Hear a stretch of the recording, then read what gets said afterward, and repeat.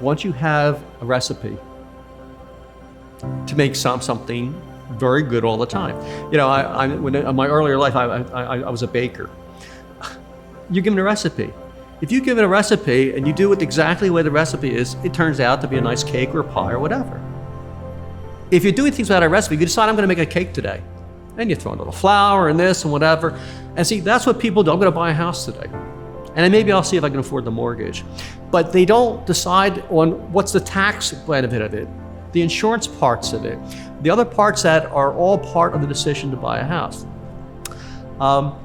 So if you're given a recipe, which is merely what the wealth building formula is, and you can now bake the cake correctly all the time or make the correct financial decision for you.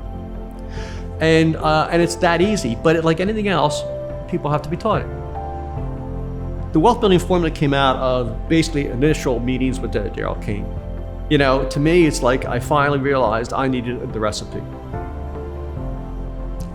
That I needed somehow to be able to convey the recipe to someone. So I basically came up with this, and because I think, you know, if, just like I illustrated here with the recipe, if you give persons either benchmarks or ways to make a decision, it's like all of a sudden you think, oh my God, that's really, it's easy. It's not that hard. I mean, what it comes down to, the ingredients are what? How much wealth do I need?